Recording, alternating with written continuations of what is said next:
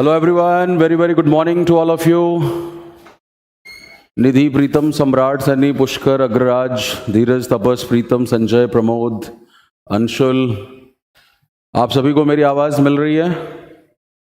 शिवराज, हेमा, अवनीश, प्रियरंजन, शुभम, रियाज, जफर, अभिषेक, चलिए बिल्कुल बहुत अच्छी बात बता दिया प्रमोद ने, कुलदीप, रवि, एमडी, पूजा, सुजीत, शिवम, निधि, विशाल। अब सबका कमेंट नहीं दिखाई देगा आपको, आपके इंडिविजुअल कमेंट्स मुझे नजर आ रहे हैं। वेरी गुड मॉर्निंग सभी को भाई। आरव, प्रतीक, निर्भय, दिनेश, अंशुल, शुभम, चले। हाँ विकी, आपका भी नाम ले लिया भाई। बहुत तेजी से नाम जाते हैं एक्चुअली। आपको लग रहा होगा आप एक कमेंट कर रहे हो, बट आप जैसे सभी लोग कमेंट कर रहे हैं। गुड मॉर्निंग सभी को, गुड मॉर्निंग। प्रभात, बिल्कुल उसकी टेंशन ना लें। प्रभात कॉम्प्रहेंशन बैच में भी हैं कुछ लोग, चले बहुत अच्छी बात। हाँ संजीव, आपका भी नाम ले लिया। हाँ हिमांशु, क्लास की टाइमिंग यही रहेगी, 9:30 से क्लास शुरू होती है आपकी, 9:30 से लेके 11 AM। आइए लेट्स गेट स्टार्टेड, क्लास शुरू करते हैं। मृन्मय, नयन, निर्भय, गिरधर, सभी को गुड मॉर्निंग। हाँ सनी, नाम ले लिया भाई। चलिए नाम के बाद अब क्लास की शुरुआत करते हैं।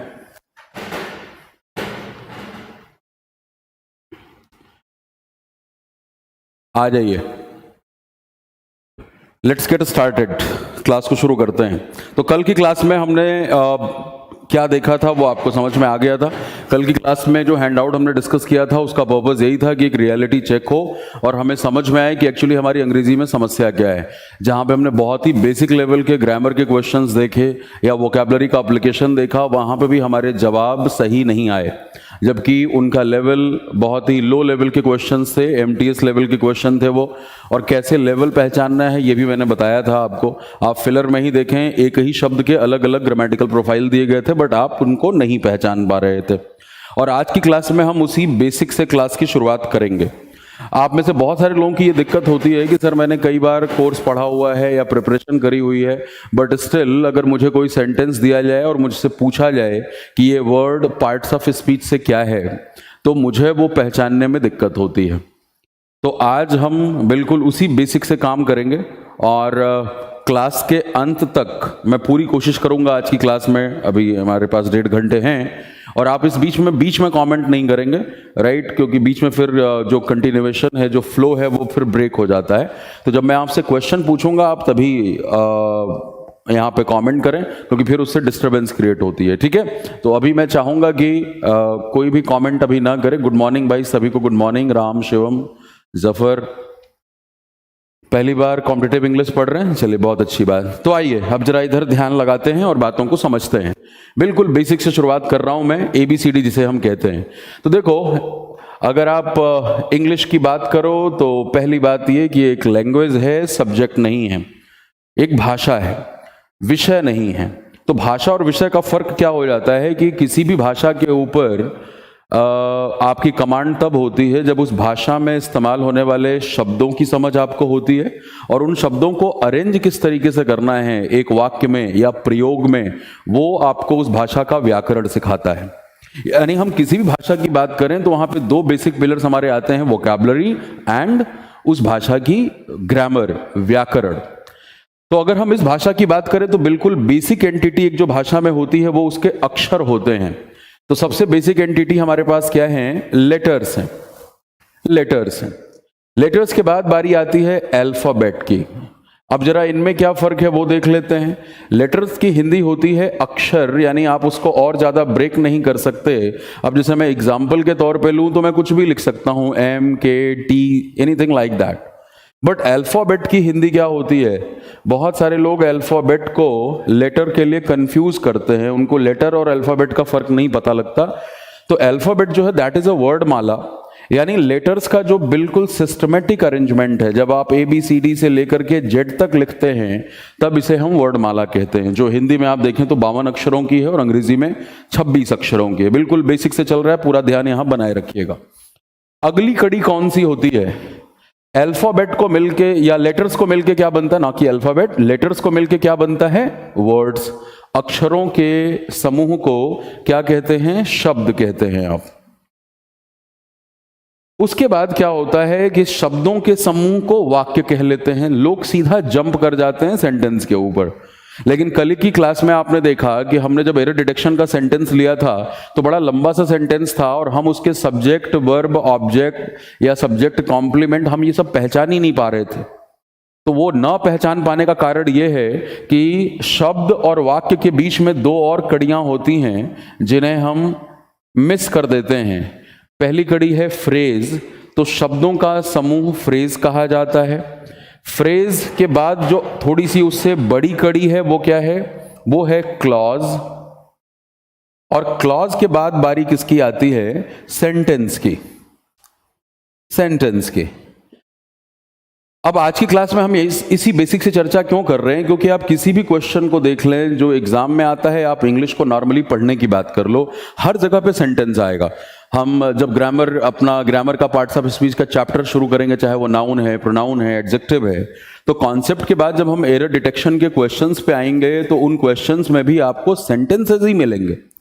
अगर आप एक बड़े सेंटेंस या एक सेंटेंस के क्या क्या टुकड़े होते हैं, क्या इंग्रेडिएंट्स होते हैं, अगर आपको इनकी समझ नहीं है तो जाहिर तौर पे हर एक चैप्टर में आपको समस्या होगी। इसीलिए सब कुछ पढ़ने के बाद ना तो आप पहचान पाते हैं और ना तो एक सेंटेंस के टुकड़े कर पाते हैं। आपको लिखने में भी दिक्कत है और बोलने में भी दिक्कत है। आपकी सारी समस्याओं का पता है मुझे। तो अब नई समस्या यहां पे क्या है, वो ये है कि भाई फ्रेज हो, क्लॉज हो, सेंटेंस हो, ये तीनों के तीनों क्या हैं, ये तीनों के तीनों कलेक्शन ऑफ वर्ड्स हैं, ये शब्दों के ही समूह हैं। ये तीनों शब्दों के समूह हैं, ये इन तीनों के बीच में एक कॉमन बात है, लेकिन कुछ ना कुछ फर्क जरूर होगा, तभी इनके नाम में फर्क है। तो फ्रेज, क्लॉज और सेंटेंस में क्या फर्क है ये हमें समझना होगा, लेकिन उसके पहले तो हमें शब्द की पहचान होनी चाहिए, वर्ड्स, राइट। और अब यहां पे रोल आता है किसका, पार्ट्स ऑफ स्पीच का। तो आज की क्लास में हम जो पार्ट्स ऑफ हमारे स्पीच है उनको समझेंगे कि पार्ट्स ऑफ स्पीच होता क्या है, उसको पार्ट्स ऑफ स्पीच कहते क्यों हैं, और जो हमारे अलग अलग पार्ट्स ऑफ स्पीच हैं उनके बेसिक डेफिनेशंस को आज हम ब्रश अप करेंगे। डिटेल में नहीं जाएंगे, बिल्कुल बेसिक लेवल पे ब्रश अप करेंगे कि एक सेंटेंस में जब वो इस्तेमाल हो तो आपको समझ में आए कि यार क्या नाउन है, क्या एडजेक्टिव है, आखिर इनका फंक्शन क्या है। कल के क्लास में आपने देखा कि हमें इन कॉन्सेप्ट का एप्लीकेशन पूछा जा रहा था। अगर हमें क्लैरिटी ही नहीं होगी कि ये हैं क्या तो हम उनको पहचानेंगे कैसे। तो अब जबकि हमें ये समझ में आ गया कि एक सेंटेंस के बनने के पीछे इतनी सारी चीजें होती हैं, तो सबसे पहले हम अब डिस्कस करेंगे वर्ड्स को, और इसको डिस्कस करने के लिए टर्म समझना बड़ा जरूरी है, पार्ट्स ऑफ स्पीच। क्या मतलब है इसका?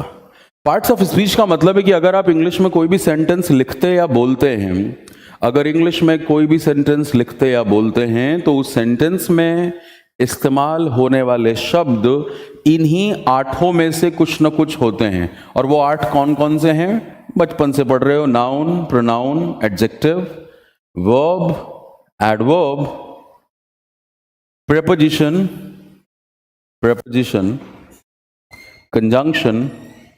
Conjunction, and interjection. तो कहने का मतलब कि अगर किसी से कोई सेंटेंस लिखा जाए, उस सेंटेंस के हर हम शब्द को पकड़ें तो वो शब्द इन्हीं आठों में से कुछ ना कुछ होंगे।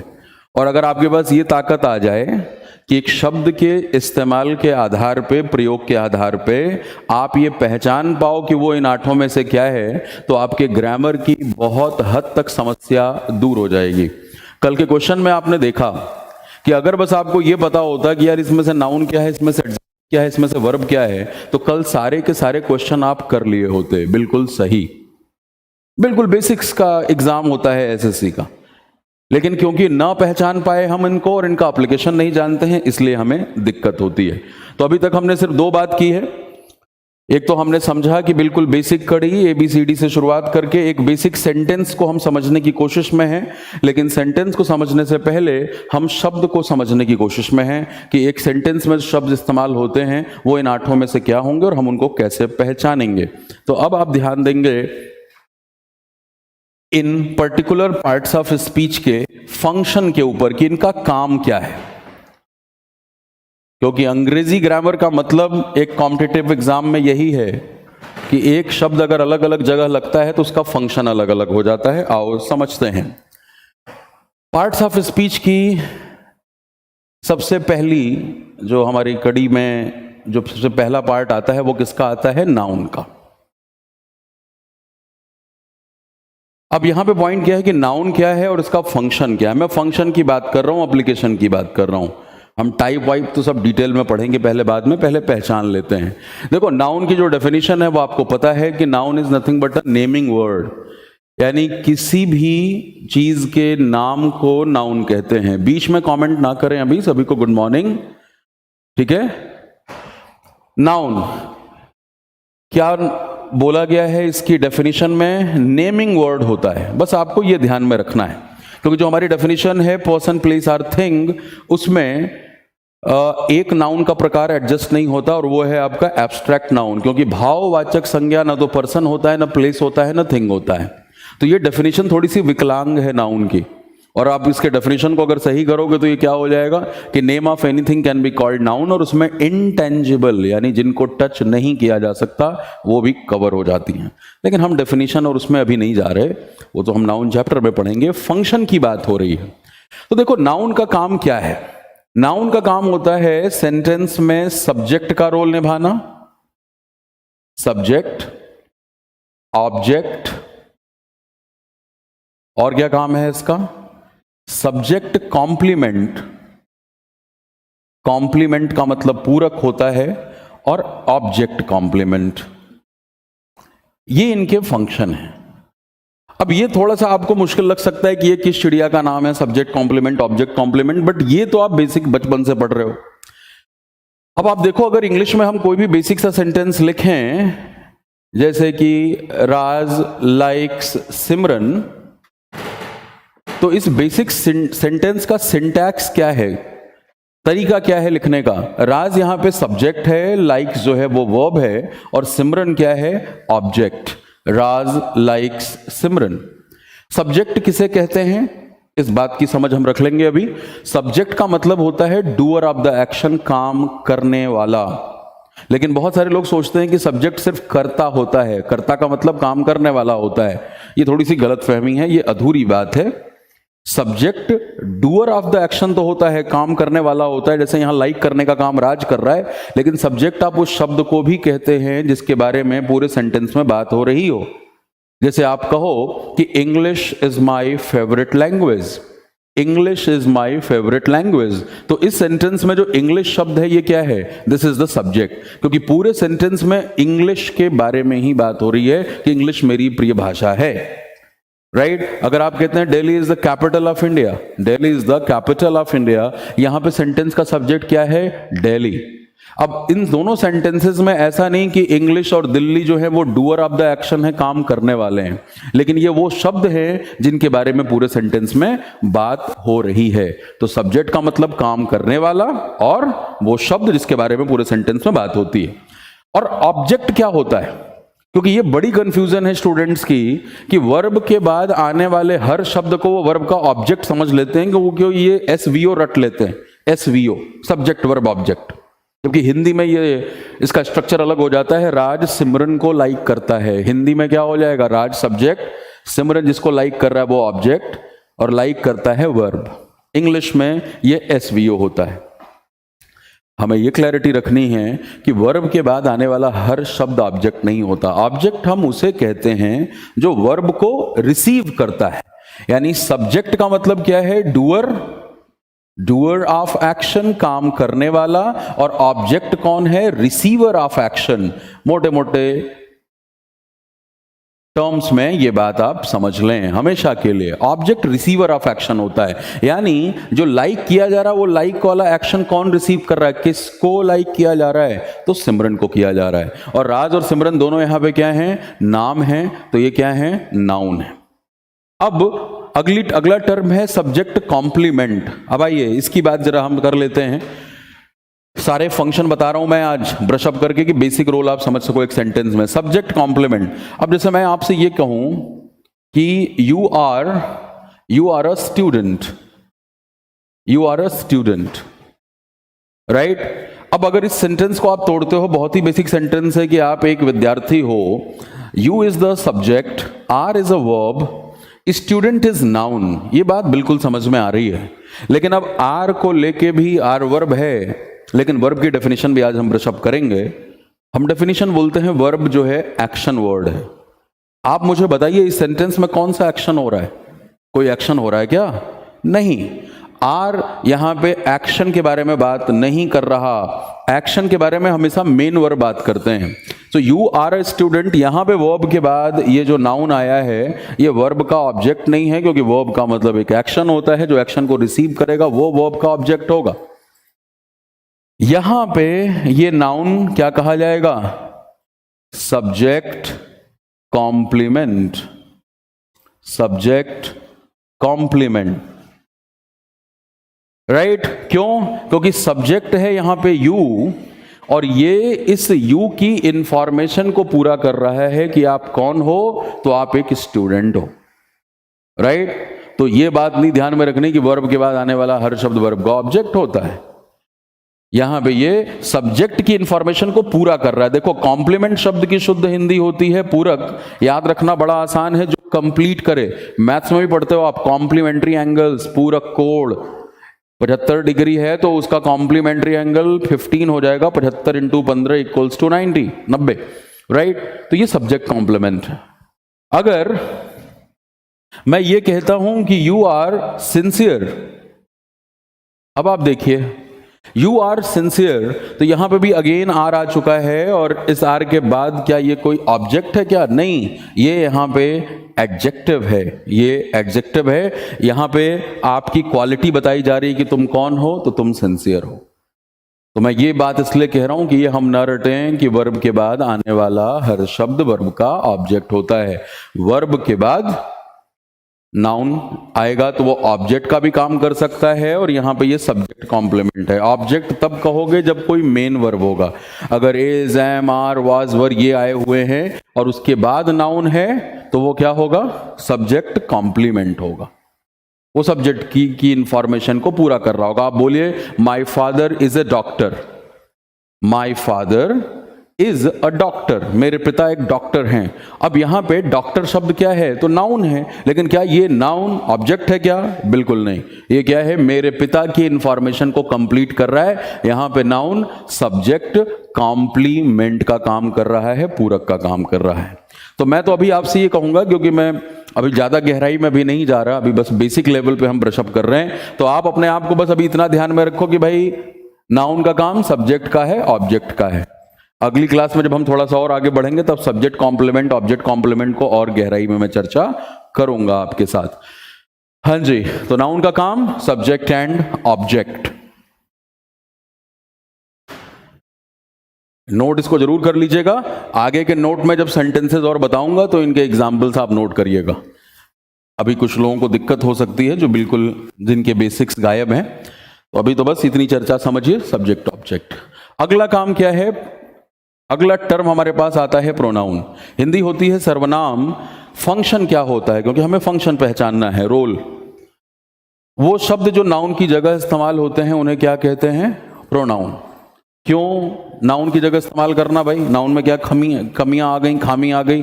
तो उसका पॉइंट ये है कि नाउन के बार बार रेपिटिशन से बचने के लिए हमने प्रोनाउन को ढूंढा। क्योंकि आपने अगर किसी सेंटेंस में नाउन का जिक्र किया, उसके बाद आप बार बार उस नाम को न लिखना पड़े आपको, ठीक है। सो आप अगर ये कह रहे हैं कि Ayushmann Khurrana has been a great actor, Ayushmann Khurrana belongs to Chandigarh, Ayushmann Khurrana did his first movie in 2011, ये बार बार आयुष्मान खुराना लिखने की जरूरत नहीं है। पहले सेंटेंस में लिख दिया, उसके बाद जहां भी हमें उनके नाम का जिक्र करना हो हम उसकी जगह पे ही लगा सकते हैं। तो यही काम है प्रोनाउन का। और जब हम वो कह रहे हैं कि भाई प्रोनाउन वो शब्द हैं जो नाउन की जगह इस्तेमाल होते हैं, इसका मतलब जो रोल नाउन का होता है एक सेंटेंस में, वही रोल किसका होगा? प्रोनाउन का होगा। तो राज लाइक्स सिमरन जैसे मैंने यहां पे लिखा है, अगर मैं अब आपसे पूछता हूं कि भैया मुझे इन नाउन को प्रोनाउन से रिप्लेस करना है, तो राज कौन से प्रोनाउन से रिप्लेस होगा? ही, लाइक्स। और सिमरन के लिए मैं यहां पे क्या लिखूंगा? ऑब्जेक्ट कॉम्प्लीमेंट का एग्जाम्पल दूंगा मैं मेरे भाई, डोंट वरी। वीडियो रुक रही है क्या? ओके है, हाँ जी। यहां पे क्या लिखा जाए? अभी ऑब्जेक्ट को ढंग से समझ लें तब ऑब्जेक्ट कॉम्प्लीमेंट पे आएंगे, क्वेश्चंस करेंगे हम उन पे प्रॉपर। कौशल जी को शी लग रहा है, बाकी लोगों को हर लग रहा है, मनीष को शी लग रहा है, हर लग रहा है। चलिए, तो अब यही वाली बात कि कुछ लोगों को अगर शी लग रहा है, कुछ लोगों को यू लग रहा है वहां पे, तो यहां पे सिमरन के लिए शी नहीं होगा, यहां पे सिमरन हो जाएगी हर। लेकिन अगर मैं पोजीशन थोड़ी सी चेंज कर लेता हूं और सिमरन मैडम को इधर लेके आता हूं कि सिमरन लाइक्स राज, सिमरन लाइक्स राज, तो अब सिमरन मैडम, जो दो चार लोगों ने शी कहा है उनके अरमान पूरे हो जाएंगे। सिमरन के लिए अब प्रोनाउन शी आएगा, लाइक्स, और राज साहब जो है वो अब ही नहीं रह पाएंगे, उनको क्या हो जाना होगा? हिम। तो यहां पे प्रोनाउन के अंदर जो सबसे इंपॉर्टेंट रोल प्ले करता है वो केसेस ऑफ प्रोनाउन करता है, कि भाई आप प्रोनाउन के किस केस का इस्तेमाल करेंगे, जो कि हम डिटेल में पढ़ेंगे प्रोनाउन के चैप्टर में। Subjective case, objective case, possessive case, reflexive case, एम्फैटिक case, इनकी पूरी डिटेल्ड स्ट्रक्चर को हम समझेंगे। अब यहां पे राज जब सेंटेंस के सब्जेक्ट का काम कर रहा था तो हमने सब्जेक्टिव केस लगाया ही, जिसकी हिंदी होती है वह। लेकिन वही राज जब यहां पे ऑब्जेक्ट बन गया तब हमें उसको लिए लगाना पड़ा उसको। ये ऑब्जेक्टिव केस है, यानी ही सब्जेक्टिव केस सब्जेक्ट के तौर पे, और ही क्या, हिम क्या है यहां पे? Objective case. वैसे ही सिमरन जब सेंटेंस की सब्जेक्ट है तो यहां पे आ गया शी, और जब यहां पे सिमरन ऑब्जेक्ट थी इस सेंटेंस के वर्ब की, तो हमने क्या लगा दिया? Objective case. इसी को केस कहते हैं।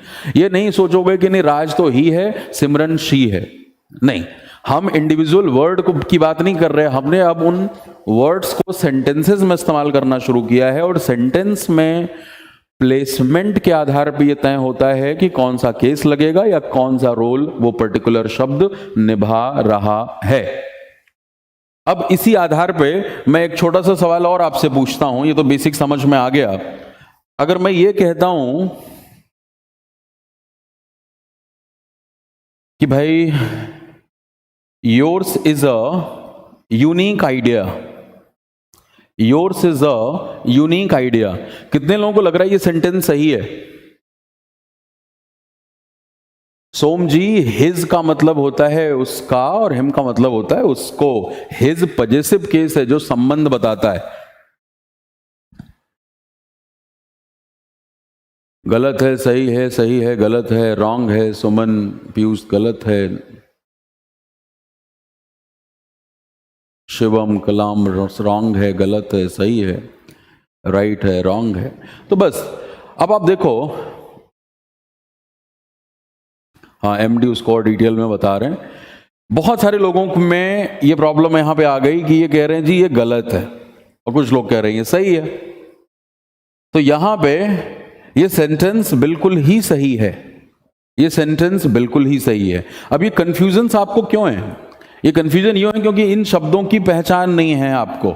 योर्स जो है ये होता है पजेसिव प्रोनाउन, ये पजेसिव प्रोनाउन है। अब आपको याद होगा कि बचपन में आपने कुछ सेंटेंसेस इस तरह से पढ़े हैं, जैसे कहा गया आपको बचपन में कि बेटा this is your book, this is your book and this book is yours. ये सभी ने पढ़ा है बचपन से, this is your book, this book is yours. अगर क्लास में पूछो भी कि भाई इन दोनों सेंटेंसेस में क्या फर्क है, तो बच्चा कहता है सर दोनों का मतलब एक ही है। नहीं, वो बात चलो ठीक है भाई, दोनों का मतलब एक ही है। एक ही मतलब को, एक ही बात को कहने के ये दो तरीके हो सकते हैं, लेकिन यहां पे फर्क क्या है? What is the difference?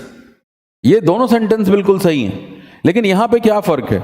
Book शब्द यहां पे नाउन है, और जो शब्द नाउन के पहले आकर के उसको मॉडिफाई करता है, क्वालिफाई करता है, वो विशेषण होता है, राइट, एडजेक्टिव। तो योर एडजेक्टिव है, but this book is yours के अंदर ये जो योर्स है ये प्रोनाउन है, ये प्रोनाउन है।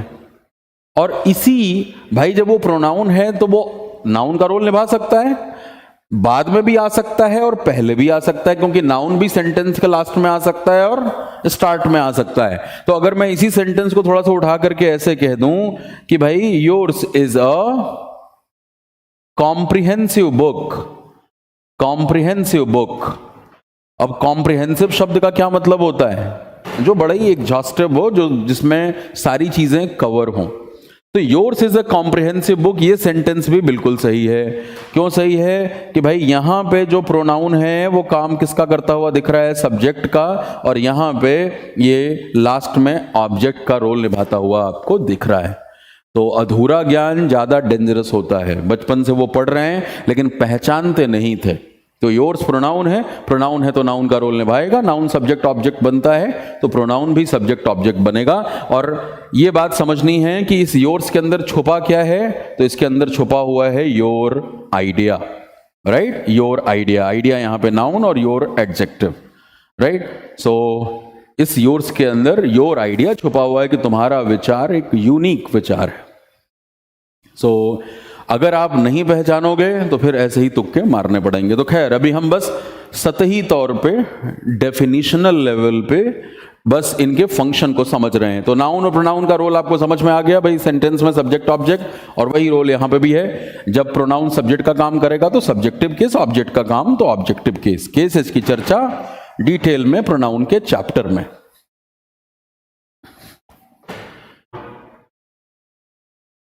अगला जो क्रम आता है वो है हमारा विशेषण का, एडजेक्टिव।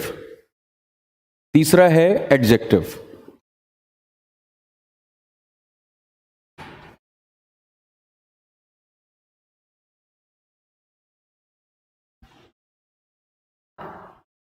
अब मैं अगर यहां पे सेंटेंस लिखता हूं,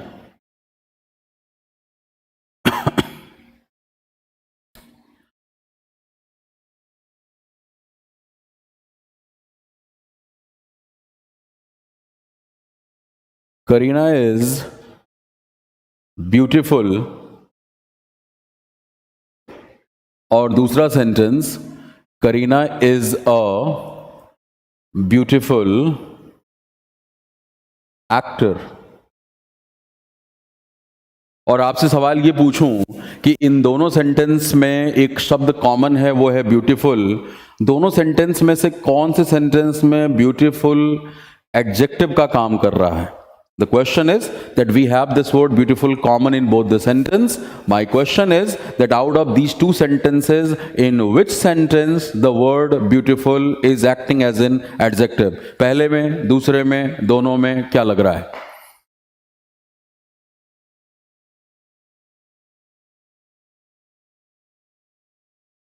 बहुत तेजी से आंसर आ रहे हैं।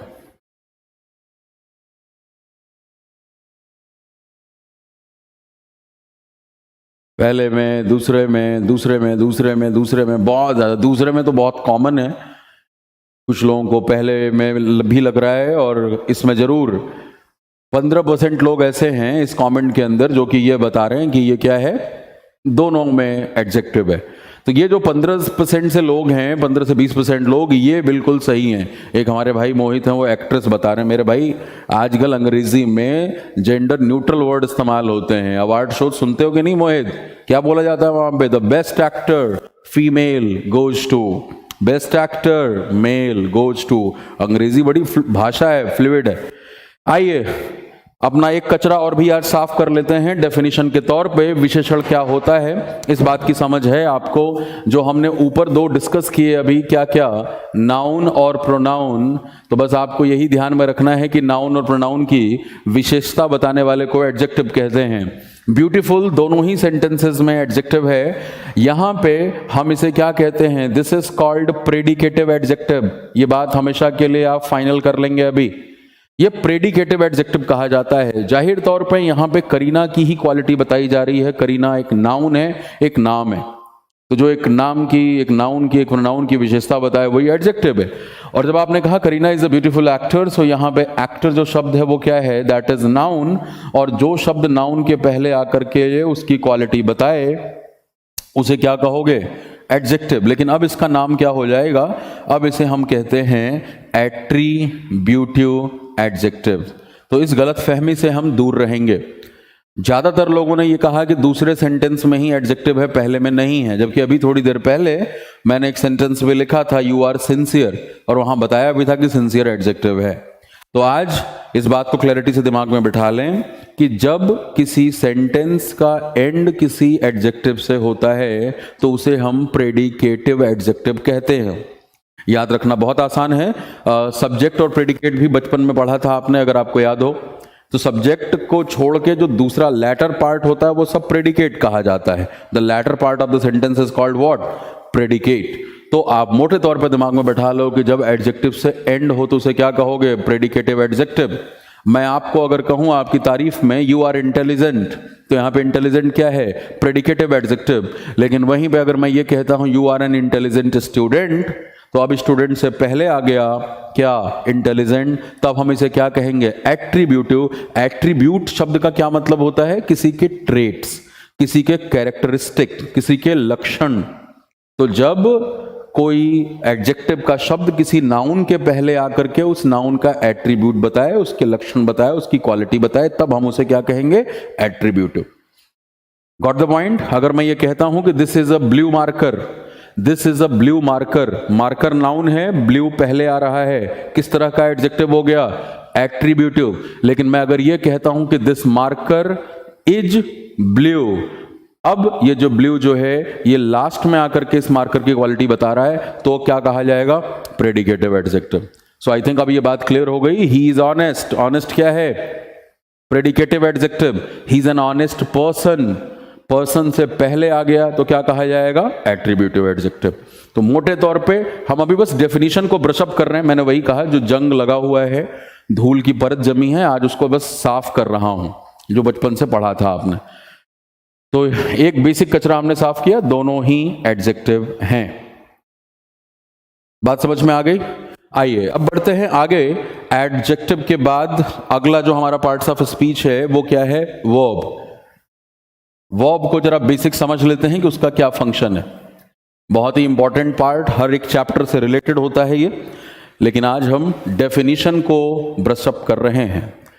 देखिए, जब मैं वर्ब की डेफिनेशन पूछता हूं तो जवाब यही आता है कि sir verb is an action word, यानी ये वो शब्द है जिससे किसी क्रिया का बोध होता है। बिल्कुल जायज बात है, इस बात से कोई इनकार नहीं है। लेकिन अभी जब मैंने आपकी तारीफ में ये लाइन पढ़ी कि यू आर इंटेलिजेंट, तो अब यहां पे सवाल क्या पैदा हुआ कि भाई अगर हम इन सारे शब्दों की ग्रामेटिकल प्रोफाइल को समझने की कोशिश करें, क्योंकि एक सेंटेंस में इस्तेमाल हुए शब्द क्या प्रोफाइल रखते हैं, उसी को हम पार्ट्स ऑफ स्पीच कहते हैं। तो यू भाई यहां प्रोनाउन है, ठीक है, काम किसका कर रहा है, सब्जेक्ट का। आर वर्ब है। अब हम इसमें अभी नहीं जा रहे कि हेल्पिंग वर्ब है, मेन वर्ब है, स्टेटिव वर्ब है, क्या है। एकदम एक लेमैन के तौर पे, एक बेसिक बच्चे को पता है, हाँ आर वर्ब की कैटेगरी का शब्द है, और इंटेलिजेंट अभी पढ़ के हटे हो आप, ये क्या है भाई, एडजेक्टिव है। लेकिन अब सवाल यहां पे ये पैदा होता है कि आपने कहा वर्ब एक्शन वर्ड होता है, यानी इससे किसी क्रिया का आभास होता है। यू आर इंटेलिजेंट में कौन सी क्रिया का आभास आपको हो रहा है? इसका मतलब कि ये हमारी डेफिनेशन जो है वो अधूरी है। स्कूल के लेवल पे जो डेफिनेशन बताई गई थी वो वहीं तक सीमित थी। बात वही है कि वही शरीर के अंग आप स्कूल में ही पढ़ते हैं और जब डॉक्टर बनते हैं तो भी पढ़ रहे होते हैं, लेकिन दोनों के लेवल में बहुत ज्यादा फर्क आ जाता है। तो एक बात और भी ध्यान रखेंगे कि वर्ब का काम एक और भी होता है। ये क्या बताता है? State of being.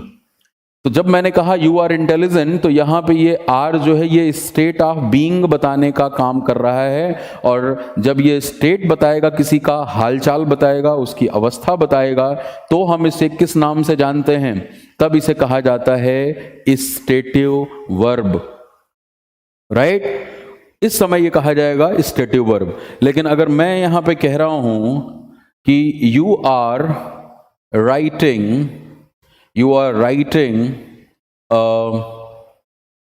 या एन ऐसे, यू आर राइटिंग एन ऐसे, तो अब जो आपका अरमान था बोलने का कि आर क्या है, हेल्पिंग वर्ब, वो यहां पे पूरा होगा। इस वाले आर को क्या कहोगे? Helping verb. ये वाला आर आपका हेल्पिंग वर्ब है। और क्यों है हेल्पिंग वर्ब? ये राइटिंग किस में WRITING।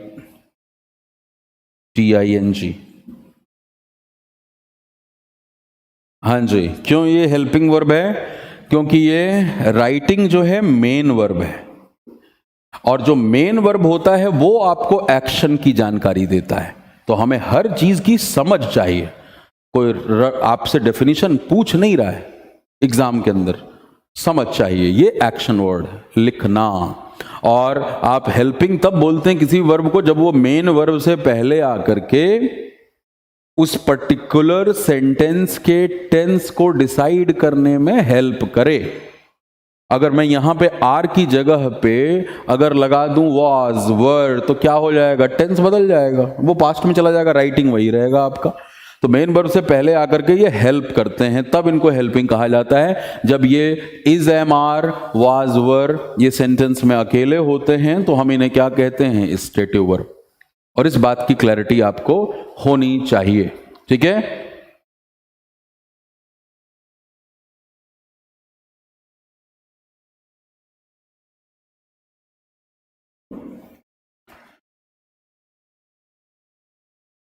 तो वर्ब का काम क्या है? क्रिया की जानकारी देना और स्टेट ऑफ बीइंग भी बताना। अब देखो, इस बात के कुछ और एग्जाम्पल मैं आपको देता हूं कि थोड़ी सी और क्लैरिटी आपको आ जाए। अब अमिताभ बच्चन के भी कल 50 साल पूरे हो गए बॉलीवुड के अंदर। 7 हिंदुस्तानी के साथ वो 1969 में आए थे। तो अगर हम अमिताभ बच्चन के ऊपर एक सेंटेंस लिखें इस तरीके से कि Amitabh Bachchan has been acting for the last 50 years, और एक और sentence, Amitabh Bachchan has been a great actor. अब थोड़ी सी दिक्कत और हो गई कुछ लोगों को। दिक्कत क्या होगी कि बचपन में हमने पढ़ा कि भाई हैज बीन, हैव बीन के बाद वर्ब में आईएनजी आता है। टेंस कौन सा है विद्वत जनों? तो आप सबको पता है, ज्ञानी है आप। Perfect continuous. परफेक्ट कॉन्टिन्यूअस में हैज बीन, हैव बीन के बाद आईएनजी आता है। याद आ गया होगा, वो 2 घंटे से पढ़ रहा है। He has been studying for the last 2 hours। वह 5 बजे से पढ़ रहा है। He has been studying since 5 o'clock। तो ये आपको याद है। अब आपके दिमाग में एक बात खटकेगी, यार पहले वाले सेंटेंस में हैज बीन के बाद एक्टिंग आ गया, ये बात तो बिल्कुल जायज है, लेकिन यहां पे हैज बीन के बाद कोई वर्ब तो आया ही नहीं। तो क्या ये सेंटेंस गलत है क्या? अरे नहीं, बिल्कुल सही है। ये सेंटेंस बिल्कुल सही है और पहला वाला तो सही है ही। और आओ फिर उसी डेफिनेशन पे चलते हैं। यहां पे जो एक्टिंग है आपका शब्द, ये है मेन वर्ब, ये मेन वर्ब है। और हैज बीन जो है ये हेल्पिंग वर्ब हो गया। कौन से टेंस का हेल्पिंग वर्ब है? तो आपको पता है परफेक्ट कॉन्टिन्यूअस। और जैसे कि इस टेंस का नाम ही खुद बताता है कि आप परफेक्ट कॉन्टिन्यूअस का इस्तेमाल तब करते हैं जब काम का थोड़ा सा हिस्सा परफेक्ट हो चुका है, पूरा हो चुका है, लेकिन काम अभी भी कॉन्टिन्यूड है। यानी 50 साल की एक्टिंग पूरी हो चुकी है लेकिन अब एक्टिंग अभी भी कर रहे हैं। तो हम किसके साथ जाएंगे? परफेक्ट कॉन्टिन्यूअस के साथ जाएंगे यहां पे। तो ये तो बिल्कुल जायज है, कोई दिक्कत नहीं है। लेकिन इधर क्या देखा आपने? Here you see Amitabh Bachchan has been a great actor. यहां पे we do not have any main verb, and in that case इस हैज बीन को अब क्या कहोगे? अब ये कहा जाएगा अगेन स्टेटिव वर्ब। ये स्टेटिव वर्ब है। बी फार्म का इस्तेमाल हुआ, उसी बी का बीन यहां पे आ जाता है। बी फार्म का मतलब होता है होना। इज, एम, आर, वाज, वर, ये सब बी के ही फॉर्म हैं। डिस्कस करेंगे डिटेल में जो वर्ब चैप्टर में आएंगे।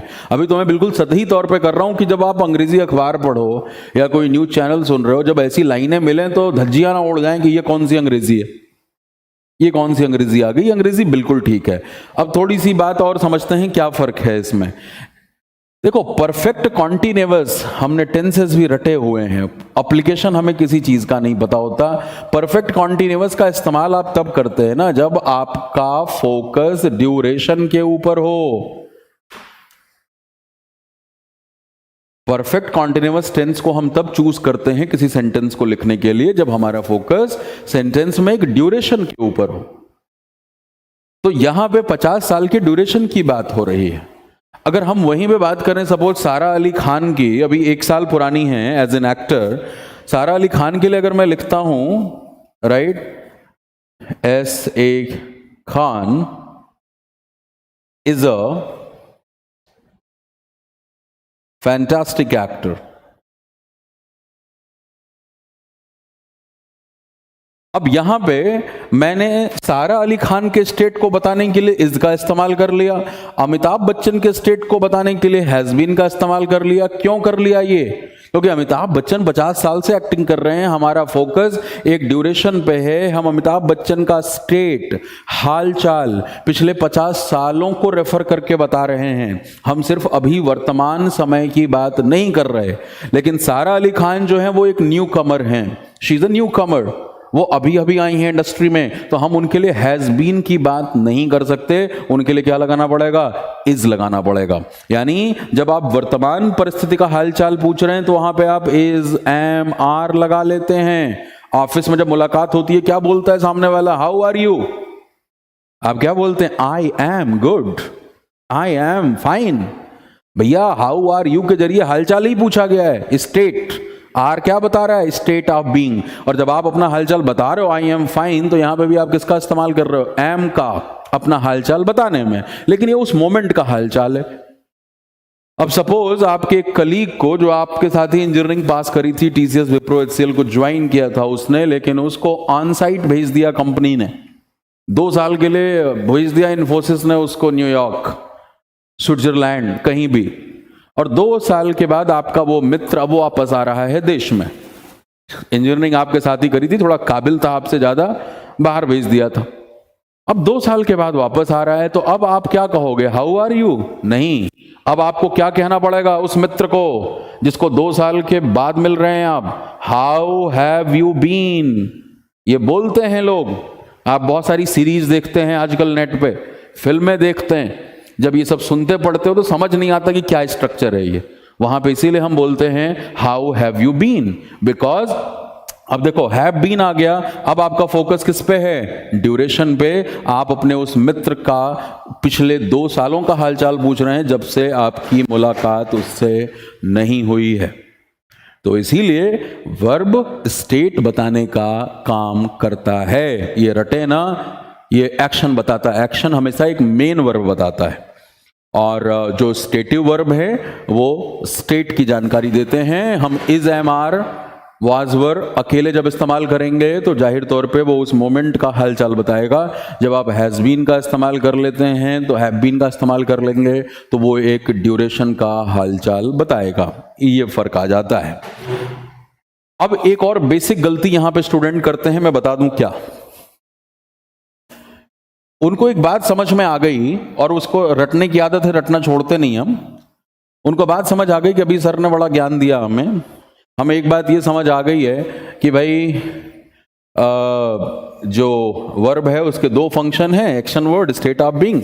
तो अगर हमने ये लिखा कि भाई ही इज रिच, और दूसरा हमने लिखा कि he is writing a poem, ठीक है, तो यहां पे इज क्या है? स्टेटिव वर्ब है, अकेला है, स्टेट बता रहा है कि वह अमीर है, रिच यहां पे एडजेक्टिव हो गया, और ये वाला इज क्या है? तो ये हेल्पिंग वर्ब है। क्यों हेल्पिंग वर्ब है भाई? क्योंकि ये राइटिंग मेन वर्ब को हेल्प कर रहा है। अब अगर इसी तरह से मैं एक और बेसिक सेंटेंस लिखूं, जो कल आपका सबसे पहला क्वेश्चन था जो आपने गलत किया था। आइए, अगर मैं कहूं कि you have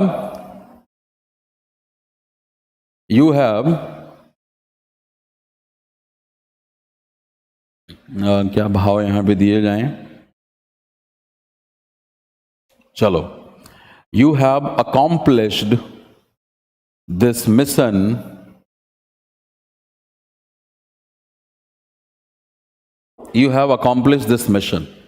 क्या मतलब हुआ? कि तुमने इस मिशन को सफलतापूर्वक पूरा कर लिया है। अब इस सेंटेंस में आपको क्या नजर आ रहा है? वो आप अभी बताएंगे, मैं एक और सेंटेंस लिख दूं।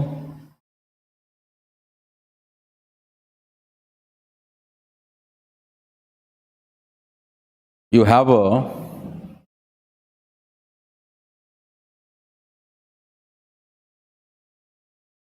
unique approach. You have a unique approach to solve this problem. अब यहां पे भी हैव आ गया, यहां पे भी हैव आ गया। बच्चों को पूछो तो कहता है जी ये वाला तो हेल्पिंग वर्ब है, हमें बात समझ आ गई, क्योंकि अकॉम्प्लिश तो मेन वर्ब है, प्रेजेंट परफेक्ट टेंस है, हैज हैव के बाद मेन वर्ब की थर्ड फॉर्म। और ये वाला हैव क्या है, तो ये कह देता सर स्टेटिव वर्ब है, क्योंकि अभी तो आपने बताया था कि यहां पे इस उनको ये बात भूल जाती कि सर ने बताया बेटा बी फॉर्म जो है, बी फॉर्म स्टेटिव का काम करता है। और बी फॉर्म का मतलब क्या है, is, am, are, was, were, been. ये जो वर्ब हैं जब ये सेंटेंस में अकेले इस्तेमाल होंगे बिना मेन वर्ब के, तो ये स्टेट बताने का काम करते हैं। बीन का इस्तेमाल जाहिर तौर पे हैज, हैव, हैड के साथ होता है, अकेले नहीं होता। हैज, हैव जब अकेले होते हैं तो इन्हें आप स्टेटिव वर्ब नहीं कहते, ये क्या कहे जाते हैं, मेन वर्ब हैं। ये किस चीज के, पोजीशन के, यानी आप किसी चीज के ऊपर अपनी मालकियत को जाहिर कर रहे हो। You have a unique approach, तुम्हारे पास है, तुम रखते हो, ये मतलब है इसका। तुम रखते हो, क्या रखते हो, एक यूनिक अप्रोच। किस चीज के लिए, इस समस्या को सॉल्व करने के लिए। तो ये वाला हैव जो है ये मेन वर्ब ऑफ पोजीशन है। और वर्ब ऑफ पोजीशन रखना है ना, किसको रखते हो, यानी यहां पे वर्ब का ऑब्जेक्ट चाहिए। ऑब्जेक्ट क्या है, यूनिक अप्रोच। अब मैं अभी आपसे पूछूं कि अभी आपने ज्ञान लिया वर्ब का सब्जेक्ट और ऑब्जेक्ट नाउन होता है, बिल्कुल। भैया ये कौन सा नाउन है, और यहां पे ए भी लगा हुआ है। आप बड़े ज्ञानी, आपको पता है आर्टिकल का इस्तेमाल तो नाउन के पहले होता है, हाँ या ना। और इतने भी समझदार हैं आप कि अगर मैं आपसे पूछूं बेटा यूनिक शब्द का ग्रामेटिकल प्रोफाइल क्या है, तो वो भी आपको पता है कि यूनिक एडजेक्टिव है। She is a unique lady, she is a unique lady. Lady noun, unique की तारीफ कर रहे हैं आप, वन ऑफ इट्स काइंड, आप जैसा कोई नहीं, you are a unique person. तो यूनिक तो एडजेक्टिव है, तो ये ए कहां से लगा है। और फिर मन में अंदर अंदर ये भी कुलबुलाहट होगी कि यार सेंटेंस तो सही लग रहा है, you have a unique approach, लेकिन क्योंकि अधूरे ज्ञान है हमारे पास तो इसीलिए जाके फंस जाते हैं और नमस्ते कर लेते हैं अंग्रेजी को कि भैया पता नहीं क्या क्या है मामला यार। ये भी पता है आर्टिकल नाउन के पहले लगता है, फिर ये भी पता है यूनिक तो एडजेक्टिव है, लेकिन ये सेंटेंस भी सही है। सही क्यों है ये समझ लो। ये यूनिक अप्रोच, ये दो शब्दों का जो समूह है, ये एक्चुअली नाउन फ्रेज है। इसीलिए कहा कि हम ये सब गायब कर देते हैं। बच्चे कहते हैं शब्दों के समूह को वाक्य कहते हैं। अरे बेटा वाक्य से पहले और टुकड़े आते हैं, पहचानो उन्हें, नहीं तो वाक्य धज्जियां उड़ा देंगे समझ में नहीं आएगा, कॉन्फिडेंस नहीं आएगा। यूनिक अप्रोच, नाउन फ्रेज, ये नाउन फ्रेज यहां पे ऑब्जेक्ट का काम कर रहा है। और आर्टिकल का इस्तेमाल आप नाउन से पहले भी कर सकते हैं और नाउन फ्रेज से भी पहले कर सकते हैं। नाउन फ्रेज क्या होता है वो हम देखेंगे अगली क्लास के अंदर। आज तो पहले हम वर्ड को पहचान रहे हैं। जब शब्दों को पहचानना सीख जाओगे तो फ्रेजेस अपने आप पहचान लोगे, और फ्रेजेस पहचानना शुरू कर दोगे तो क्लॉजेस पहचानना जान जाओगे। और क्लॉज एक सेंटेंस का ही पार्ट होता है। फिर आपको जो अखबार में बड़े बड़े सेंटेंसेस मिलते हैं जिसको आप समझ ही नहीं पाते, आप उनको बहुत आसानी से समझ लेंगे। और जब पूरी जमीन तैयार हो जाएगी, मिट्टी भुरभुरी हो जाएगी, तब हम पहला पौधा उसमें लगाएंगे ग्रामर के पहले चैप्टर नाउन का। तो इसीलिए इस अप्रोच से हम चलते हैं। आइए, सो आई होप अब आपको ये बात समझ में आ चुकी होगी। Noun unique approach, adjective plus noun मिलकर नाउन फ्रेज बन गया। ये वाला हैव मेन वर्ब है। अब हम चल रहे हैं अगले पड़ाव की तरफ, एडवर्ब। बहुत अच्छा पढ़ रहे हैं आप, ऐसे ध्यान से पढ़ें, बीच में कमेंट्स ना करें, उससे आपकी भी जो आपका जो फोकस है वो डिस्टर्ब होता है। और जब मैं बता लूंगा तो मैं आपसे खुद पूछ लूंगा कि कोई डाउट है तो पूछ लीजिए। पढ़ाने के बाद वैसे जनरली कोई डाउट बचता नहीं है। आ जाओ, एडवर्ब की परिभाषा देख लेते हैं, क्या फंक्शन है इसका। अगर हम बात करें एडवर्ब की, तो इसमें एक हमारे पास ज्ञान है कि जो वर्ब को मॉडिफाई करता है उसको एडवर्ब कहते हैं। हिंदी में इसे कहा जाता है क्रिया विशेषण, यानी जो क्रिया की विशेषता बताए। लेकिन ये भी हमारी विकलांग डेफिनेशन है, और आज के बाद आपको एडवर्ब का फंक्शन हमेशा याद रहेगा, क्योंकि जो अभी ज्ञान लिखा था उसको एक बार और यहां पे लिख देता हूं। नाउन पढ़ लिया आपने, प्रोनाउन पढ़ लिया, एडजेक्टिव देख लिया, वर्ब देख लिया। अब हम हैं चौथे पड़ाव एडवर्ब के ऊपर। देखो आप, अभी हमने बात की नाउन और प्रोनाउन की विशेषता बताने वाले को क्या कहते हैं, एडजेक्टिव। और मोटे मोटे तौर पे दिमाग में ये बिठा लो कि नाउन और प्रोनाउन को छोड़ के बाकी सभी की विशेषता बताने वाले को क्या कहते हैं, एडवर्ब। तो एडवर्ब ऐसा नहीं कि सिर्फ वर्ब की विशेषता बताता है, एडवर्ब एडजेक्टिव की विशेषता बताता है, और एक एडवर्ब उसी सेंटेंस में इस्तेमाल हुए दूसरे एडवर्ब की भी विशेषता बताता है। बिल्कुल बेसिक सेंटेंसेस एग्जांपल के तौर पे समझते चले।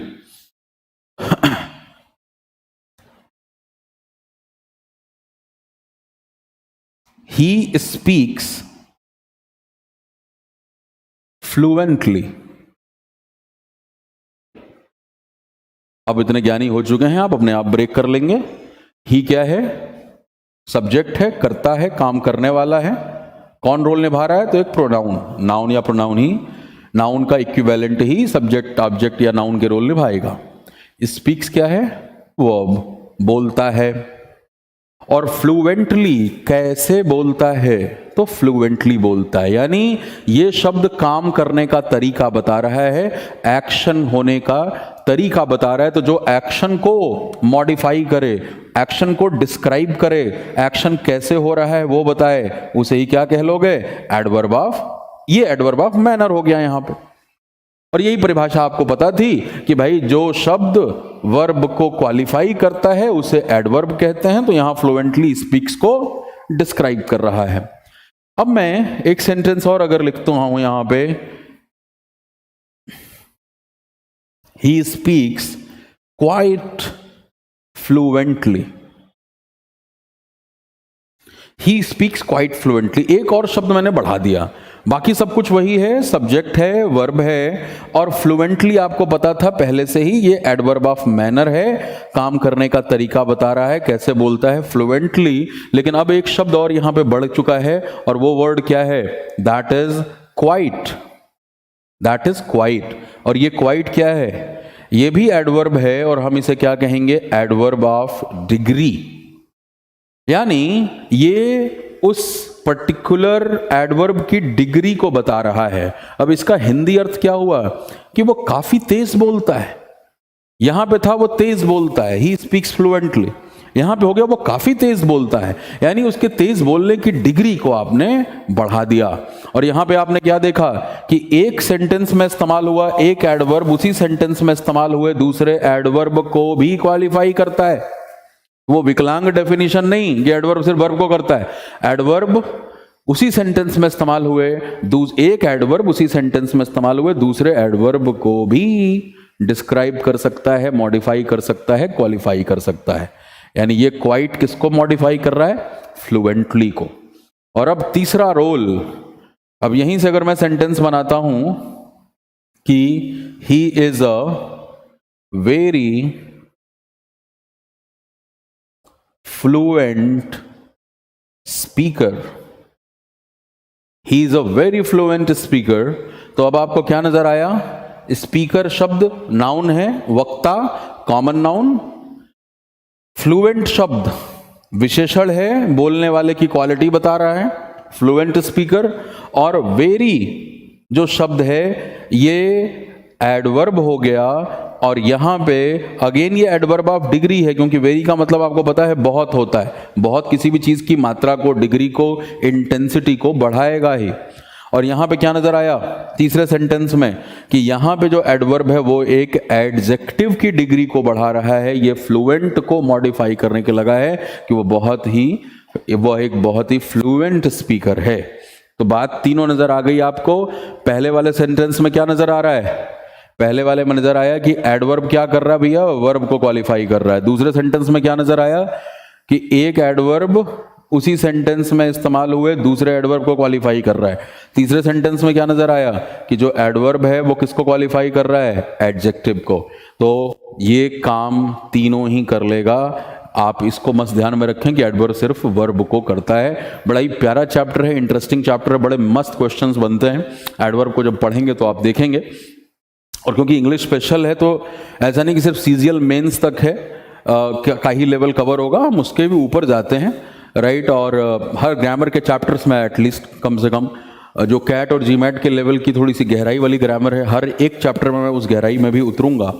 अब जैसे एडवर्ब की चर्चा हो रही है तो अब यहां पे एक टर्म आता है आपके पास, misplaced modifier, misplaced modifier, dangling modifier, squinting modifier.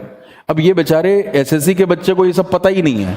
ये सब एडवर्ब के ही क्वेश्चन बनाने के तरीके हैं, जो कि देश में भी जो टॉप लेवल के एग्जाम्स होते हैं, मैनेजमेंट एग्जाम्स, जहां पे ग्रामर की गहराई वाली एप्लीकेशन चेक करी जाती है, या जीमैट का जो एग्जाम है, जो कि दुनिया के टॉप कॉलेजेस से एमबीए करने के लिए, मास्टर्स की डिग्री लेने के लिए मैनेजमेंट में होती है, उन जगहों पे यहां से क्वेश्चन पूछे जाते हैं। डैंगलिंग, मिसप्लेस तो चलो समझ में आ जाता है कि लगाना कहीं और है, लगा कहीं और दिया। एडवर्ब की बेसिक दिक्कत यही होती है जब पेपर में क्वेश्चन आते हैं, लेकिन इन दोनों का पता नहीं होता। तो आपको जब मैं एडवर्ब चैप्टर पढ़ाऊंगा तो ये सब डिटेल में पढ़ाऊंगा और गहराई से आप इनके एप्लीकेशन को देखेंगे।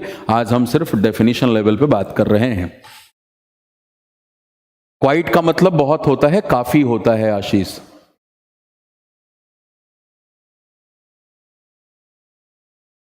बात समझ में आ गई? He speaks fluently. चलिए, अभी तक किसी को कोई दिक्कत तो नहीं है? अर्चना कह रही है सर मैं आपके इंग्लिश स्पेशल 7 में थी, मुझे आपकी ऑफलाइन क्लासेस लेनी है। अर्चना, अभी ऑफलाइन क्लासेस मेरी अवेलेबल नहीं है, मैं पूरी तरीके से करियर विल पे ही सेवा दे रहा हूं। अब प्रीतम बेचारे इंडिया इज अ डेमोक्रेसी और डेमोक्रेटिक में परेशान हैं। गौरव, ले लिया भाई आपका नाम।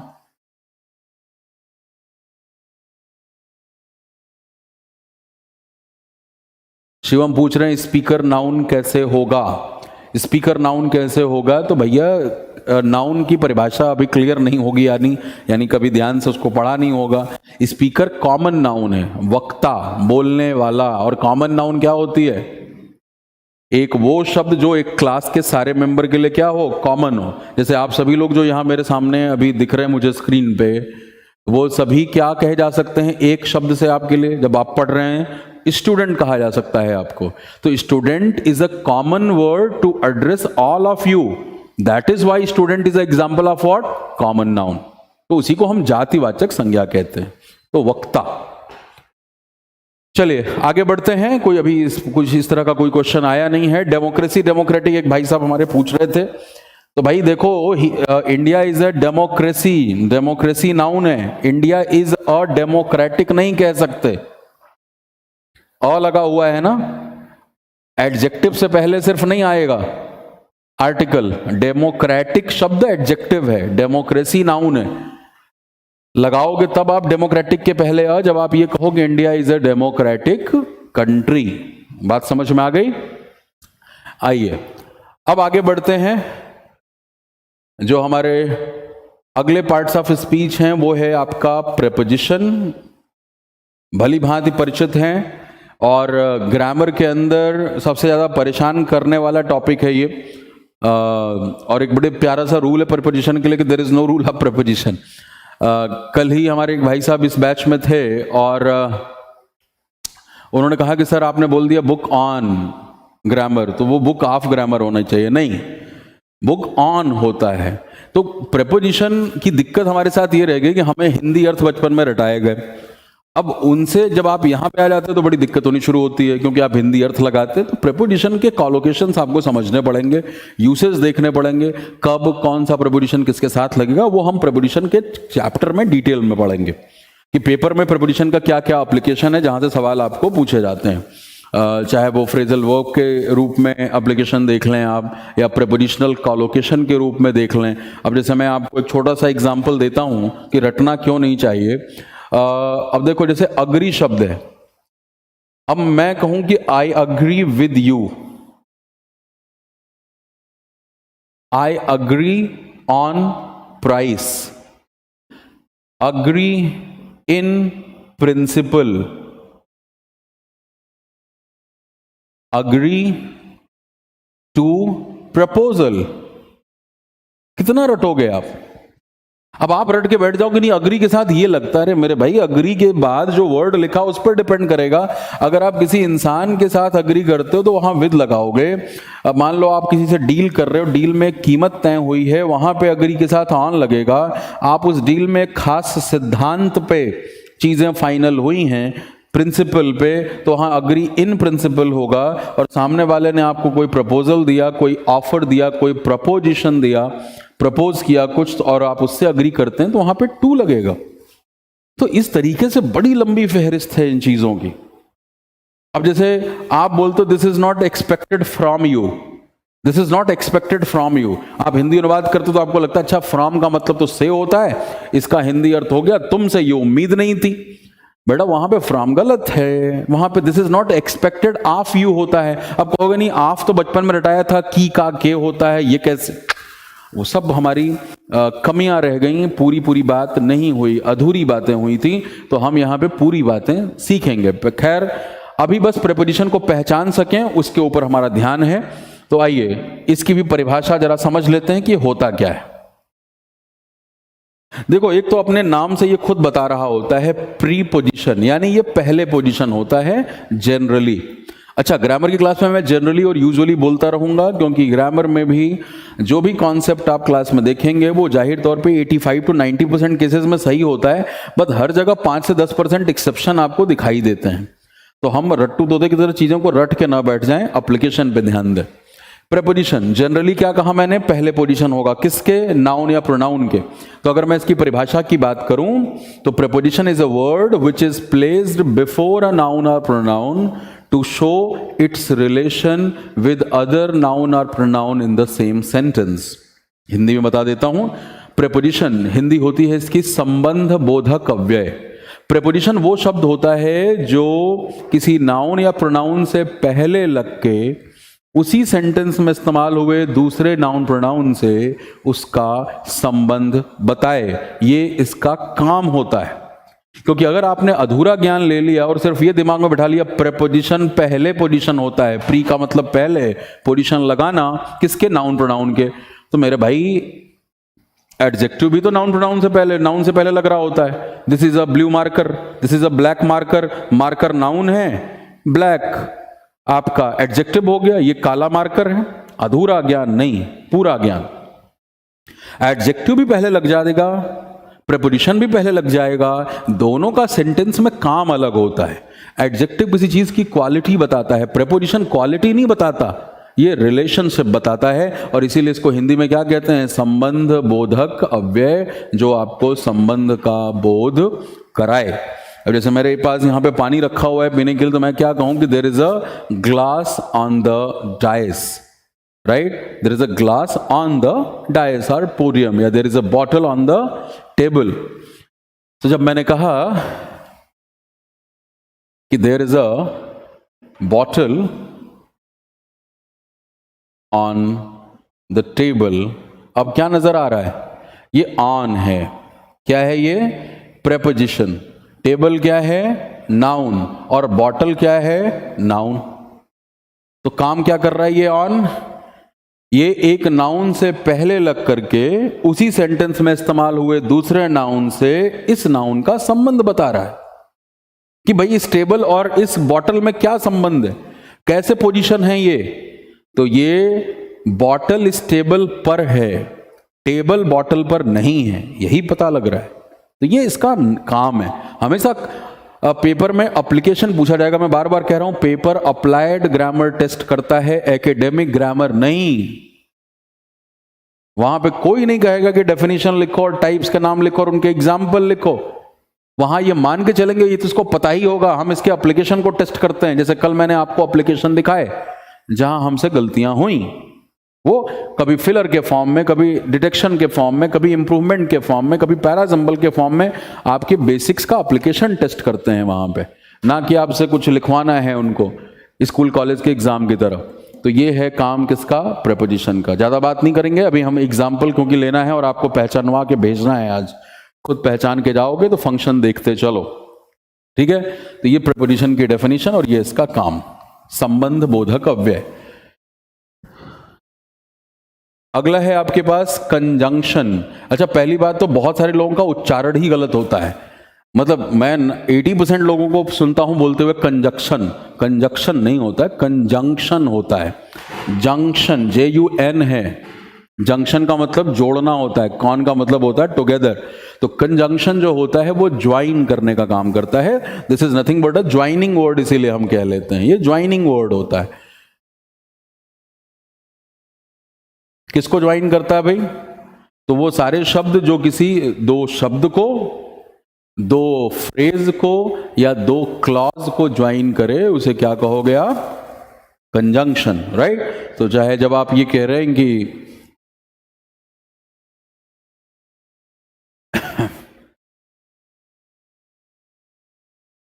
Shiv Sena and BJP both want to rule Maharashtra. तो यहाँ पे ये शिवसेना एंड BJP के बीच में, ये दो एंटिटी के बीच में जो एंड आया है ये क्या हो चुका है? कंजंक्शन।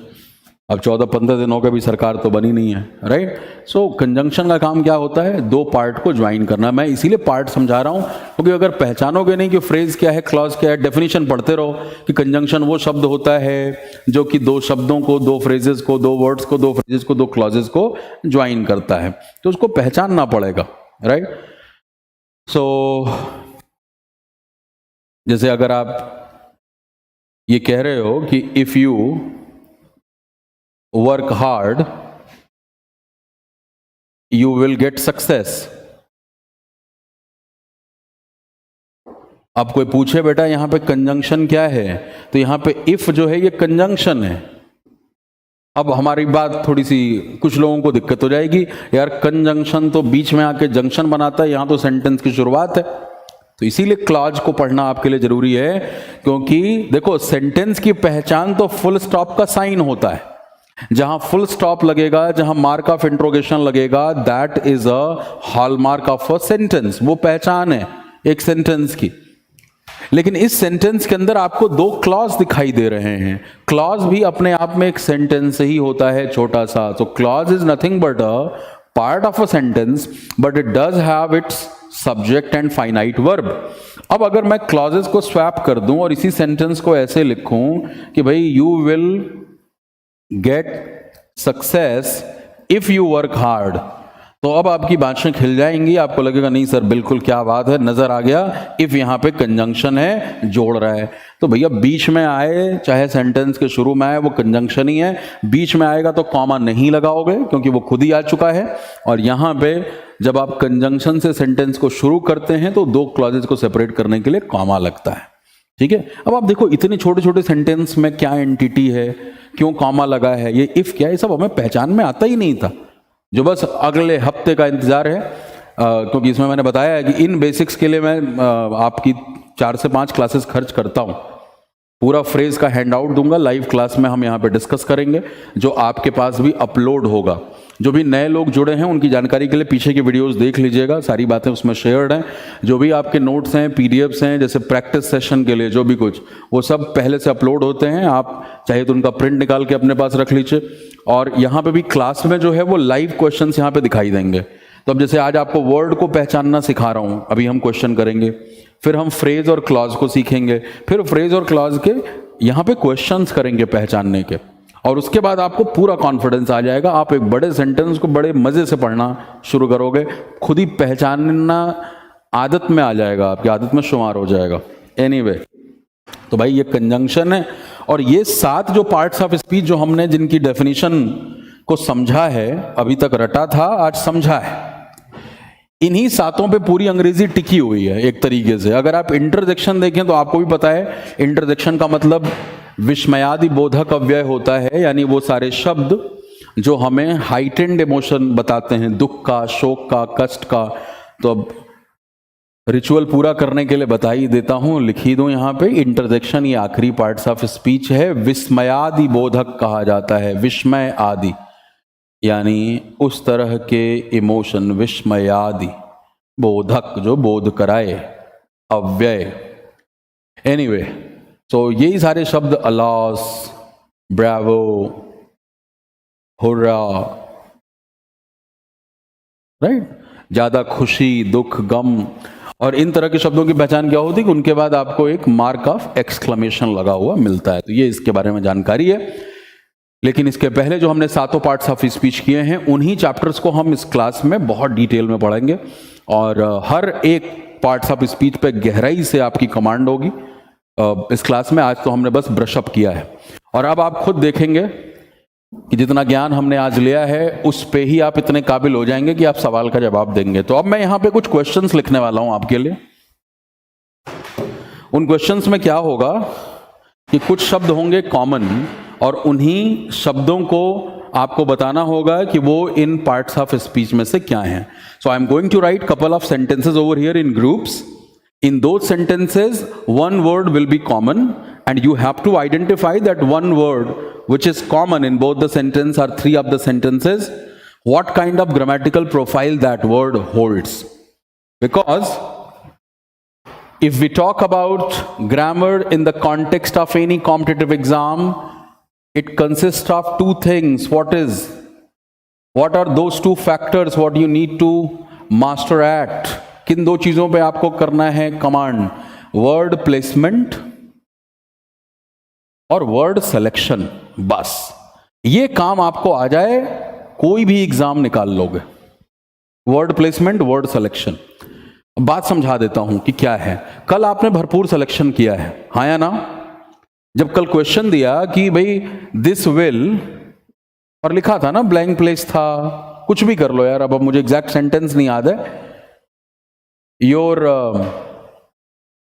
इम्यूनिटी, लेट से, अब मान लो कोई दवा है, कोई कुछ बीमार हो गए आप, अब यहां पे ऑप्शन दे दिया जाए कि this will strong your immunity, this will strongly your immunity, this will strengthen, और दिस विल स्ट्रेंथनिंग। आप कल इतना ज्ञान लिया है आपने, आपको पता है कि भाई अब मुझे एक शब्द सेलेक्ट करना है सही, चाहे डिटेक्शन में हो, इंप्रूवमेंट में हो, फिलर में हो, हर जगह सिलेक्शंस करने पड़ते हैं जहां एमसीक्यू है, मल्टीपल चॉइस क्वेश्चन है। अब आपको पता है अपनी बेसिक ग्रामर से कि भैया विल जो है ये एक हेल्पिंग वर्ब है, मॉडल वर्ब है, और हेल्पिंग वर्ब के बाद आता है मेन वर्ब। स्ट्रांग शब्द तो है एडजेक्टिव, स्ट्रांगली है एडवर्ब, स्ट्रेंथन वर्ब की फर्स्ट फॉर्म है, और स्ट्रेंथनिंग तो V1 प्लस ING है। विल के बाद V1 प्लस ING भी नहीं आता, ना एडजेक्टिव आता है, ना एडवर्ब आता है। करेक्ट क्या होगा? स्ट्रेंथन। यही मतलब है। This is the meaning of the understanding of grammar. अगर कोई ये दावा करता है कि मेरी ग्रामर में बहुत अच्छी कमांड है, तो उसको ये चीजें आनी चाहिए बस। अगला क्या है? Word placement. आइए इसकी भी चर्चा कर लेते हैं। सेंटेंस लिखता हूं आपके लिए। अगर मैं ये कहूं कि भाई I have heard this song before,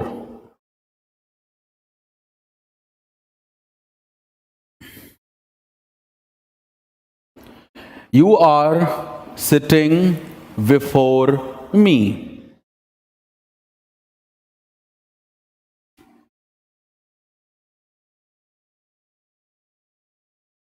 she had left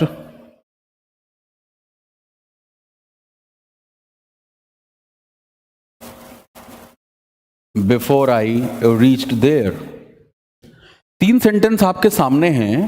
तीनों सेंटेंस में मैंने एक शब्द को कॉमन रखा है, और वो है बिफोर। वही मैंने आपसे पूछा था।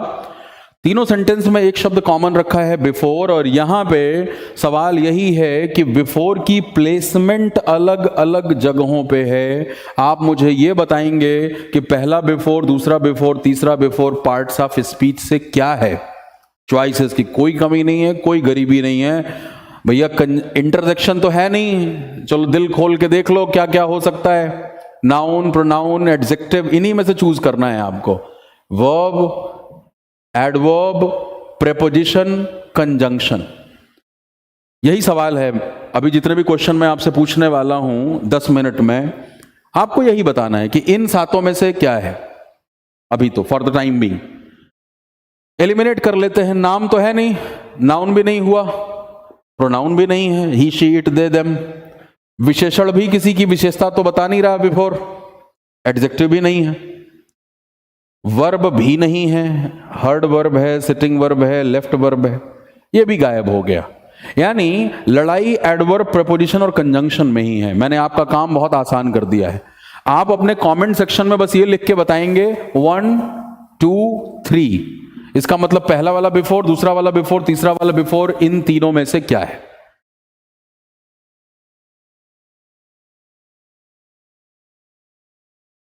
सबका कमेंट शो हो रहा है। एक भाई साहब कह रहे हैं तीनों प्रपोजिशन है। प्रिय रंजन सही हैं, बिल्कुल। बाल किशोर बता रहे हैं थर्ड कंजंक्शन है। अंशुल कह रहे हैं सब प्रपोजिशन है। अब ये जो भी तीनों प्रपोजिशन वाला, अब आपके कमेंट बहुत तेज आ रहे हैं तो मुझे नाम पढ़ना थोड़ा सा मुश्किल है। मैं बस ये देख रहा हूं कि आप क्या लिख रहे हो वहां पे। जो तीनों प्रपोजिशन कह रहा है ना, वो कौन सा बच्चा होगा? वो रटने वाला बच्चा है, जिसने रटा हुआ बिफोर प्रपोजिशन होता है। रटना बहुत घातक है। यहां पे कुछ नहीं रटना मेरी क्लास में।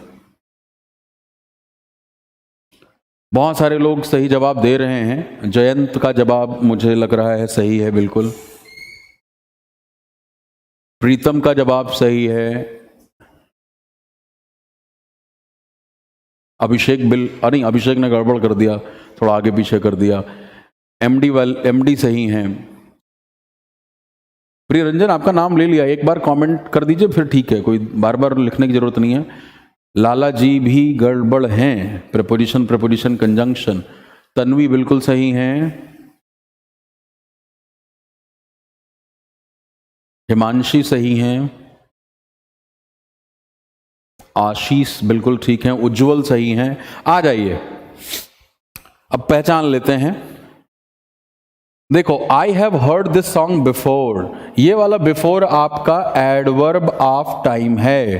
क्यों एडवर्ब है भाई? क्योंकि हर्ड यहां पे है वर्ब। हिंदी अर्थ क्या हुआ इस लाइन का? मैंने ये गाना पहले सुन लिया है। यानी वर्ब के होने का टाइम बता रहा है, ये वर्ब के होने का टाइम बता रहा है। तो जो वर्ब के होने का टाइम बताए वो एडवर्ब ऑफ टाइम होता है। वर्ब के होने की प्लेस बताए तो एडवर्ब ऑफ प्लेस होता है। वर्ब होने का तरीका बताए तो एडवर्ब ऑफ मैनर होता है। तो ये वाला एडवर्ब है। You are sitting before me, अभी ज्ञान लिया आपने, ये प्रेपोजिशन है। क्यों प्रेपोजिशन है भाई? मी क्या है? Pronoun, objective case. यू क्या है? प्रोनाउन। तो यहां पे प्रेपोजिशन की क्या परिभाषा थी कि प्रेपोजिशन वो शब्द होते हैं जो किसी नाउन प्रोनाउन से पहले लगकर उसी सेंटेंस में इस्तेमाल हुए दूसरे नाउन प्रोनाउन से संबंध बताते हैं। तो मेरे और आप में क्या रिलेशन है, ये कौन सा शब्द बता रहा है? बिफोर। क्या मतलब हुआ इसका? कि आप मेरे सामने बैठे हो। मेरे और आप में क्या संबंध है? कि आप मेरे सामने बैठे हैं। हमारी पोजीशनिंग का क्या संबंध है? जैसे अभी था कि टेबल के ऊपर है बॉटल, वैसे ही मेरे सामने हो आप। तो सेकेंड वन इज व्हाट? ये आपका एडवर्ब था। दूसरा वाला बिफोर जो है वो हो गया प्रेपोजिशन। और तीसरा बिफोर तो आपको समझ में आ ही रहा है, शी हैड लेफ्ट, वह जा चुकी थी मेरे वहां पहुंचने से पहले। तो एक क्लॉज ये हो गया, दूसरा क्लॉज ये है, और दो क्लॉज को जो ज्वाइन करेगा वो क्या है? कंजंक्शन। ये होता है अंग्रेजी ग्रामर का मतलब। और आपके ही में से ही बहुत सारे भाई बंधु जो हैं वो बिल्कुल उन्होंने सही जवाब यहां पे दिया है। जिन लोगों से गलतियां हुई हैं वो, क्योंकि रटा हुआ ज्ञान है, अभी 1-2 क्लास हुई है। कल तो हमने रियलिटी चेक किया था, औकात देखने का काम किया था। आज उस पर थोड़ा काम हुआ है। धीरे धीरे पूरी कमांड हो जाएगी, सबके जवाब बिल्कुल सही आएंगे। चलिए, सारे करेक्ट हो गए सोम जी? Absolutely, Raj. This batch is for all kinds of competitive exam. If you are preparing for any kind of exam, I have told this thing. I don't want to repeat all the time. ये किसी भी exam के लिए special batch है। आप बिल्कुल basic से grammar कर रहे हैं। और एक बार चैप्टर बता दूं, बार बार पूछिएगा मत सभी लोगों के लिए।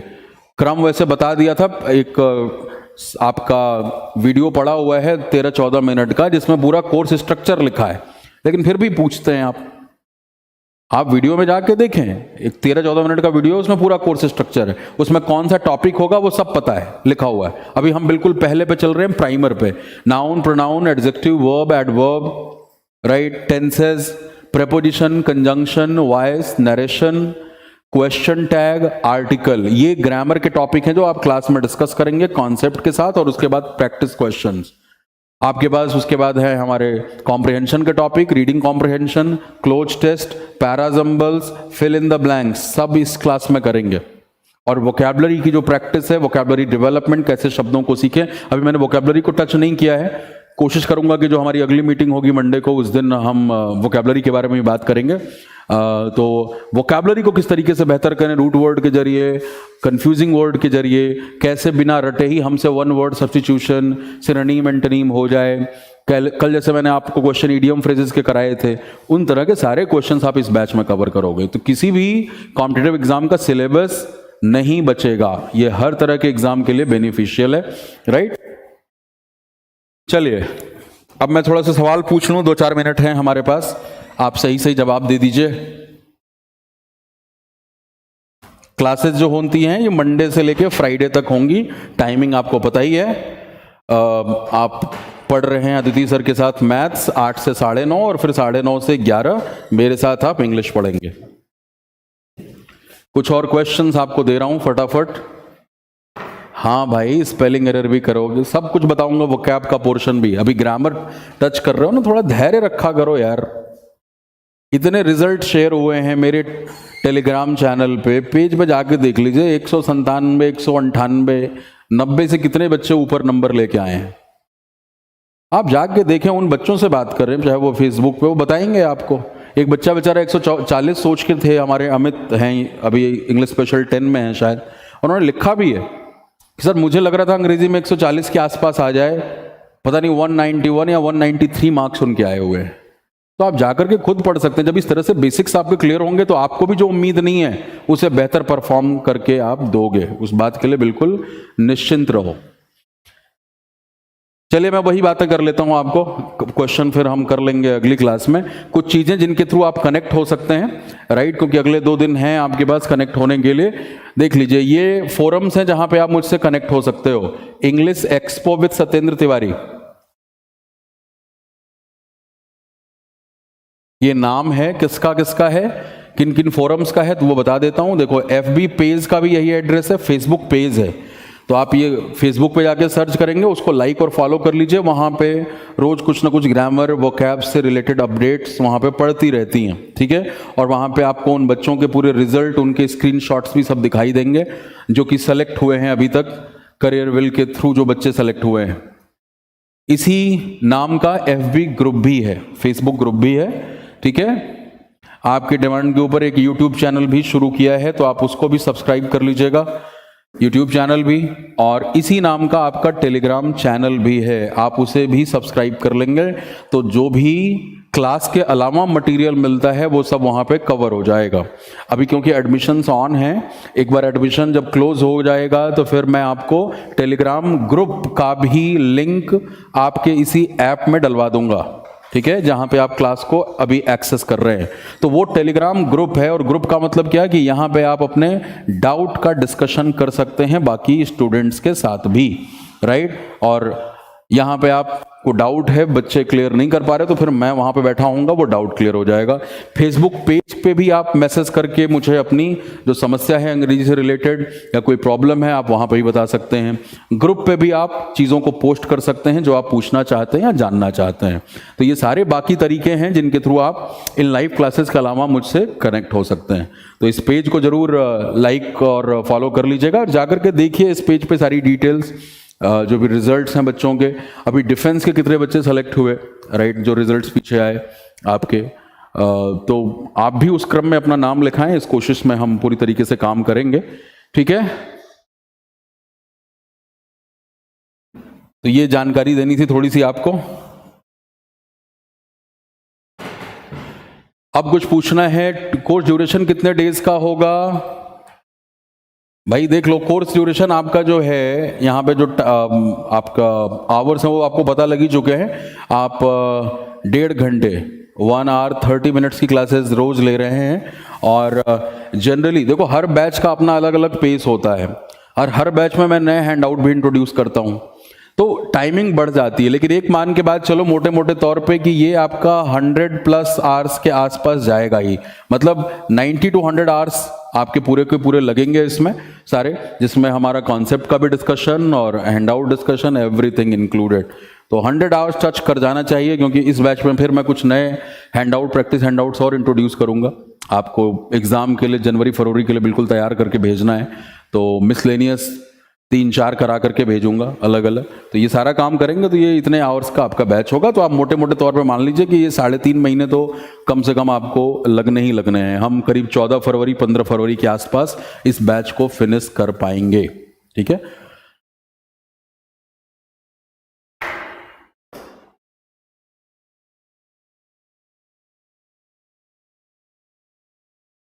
बिल्कुल शिवराज, जो भी जैट स्नैप आईएफटी की प्रिपरेशन कर रहे हो, आप बेसिक्स ऑफ ग्रामर यहाँ पे आपके क्लियर हो जाएंगे। जाहिर तौर पे उस लेवल के क्वेश्चंस यहाँ पे नहीं हो पाएंगे, उसके लिए आपको मेरे बैंकिंग वाले बैच में आना होगा, because the pedagogy in the banking batch is absolutely different. I teach mostly in English language in those particular batches, and the level of questions what we discuss, that is at par of these management exams. But because this batch is focused on basics, तो ये MTS, CHSL, CGL इन तरह के exams को करता है। तो जाहिर तौर पे उस डिफिकल्टी उन क्वेश्चंस की कैट लेवल की, वो इस बैच में डिस्कस नहीं होती। अगर आपको करना है तो आप मेरे कॉम्प्रहेंशन या वोकैब वाले बैच में आ सकते हैं, क्योंकि वो टॉप लेवल पे जाता है। और आप देखें तो कोई भी मैनेजमेंट एग्जाम जो है उसमें कॉम्प्रहेंशन बेस्ड ही क्वेश्चन है, पैराग्राफ बेस्ड क्वेश्चन है। तो कॉम्प्रहेंशन बैच में आपको एडवाइस करूंगा, जो भी पूछ रहे थे जैट और IFT के बारे में। आशुतोष, वो आपकी चॉइस है। देखो भाई, हर चीज के पॉजिटिव और नेगेटिव होते हैं, राइट। तो सोशल मीडिया से कितने लोग पढ़ करके UPSC भी निकाल चुके हैं, यूट्यूब से पढ़ करके या अपनी मेहनत करके। तो हर चीज का प्रोस एंड कॉन्स होता है, अपना दिमाग लगाना होता है, ठीक है। तो ये मीडियम्स इसीलिए बने हैं कि वहां पे एक कम्युनिटी डेवलप हो और हमारा लर्निंग बेहतर हो, हम एक कुकून में न रहें।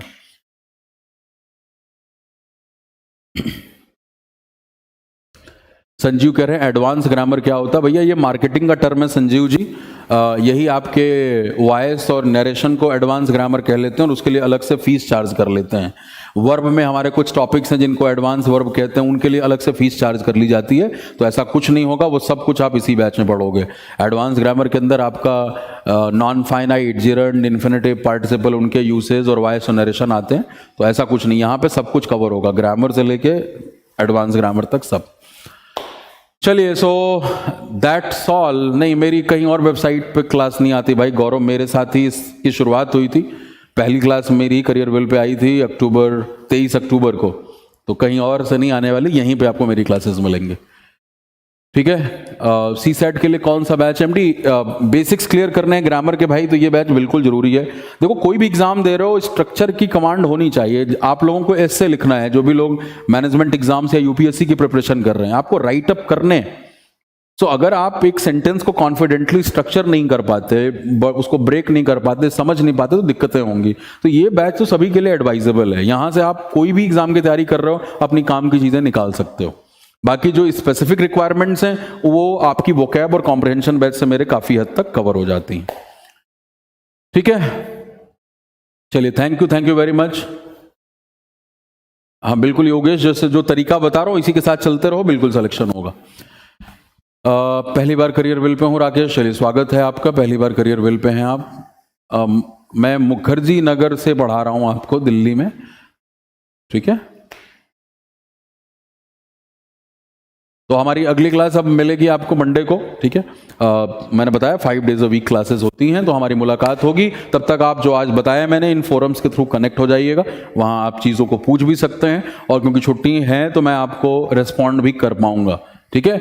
चलिए, हाँ बिल्कुल, सब सारे एग्जाम पार हो जाएंगे भाई। चलो, थैंक यू अंशुल, पंकज, सतीश, राजीव, आशुतोष, रियाज। चलिए मिलते हैं। हाँ, प्रूडेंस में क्लासेस होती हैं मेरी। आशीष, और मैं बता दूं, इंग्लिश स्पेशल की जो प्रूडेंस में फीस होती थी मेरी, वो 7000 थी लास्ट बैच की। तो आपको बहुत कम पैसे में यहाँ पे उससे भी ऊपर लेवल का कंटेंट मिल जाता है, तो उसकी टेंशन बिल्कुल छोड़ दें, बहुत फायदे में हैं आप। चलिए, ओके मृण्मय, विशाल, भुजवीर, हाँ निक्कू आपका भी नाम ले लिया भाई। बिल्कुल सभी का एग्जाम क्लियर होगा, don't worry. Thank you Pritam, Vishal, Raja, Pawan.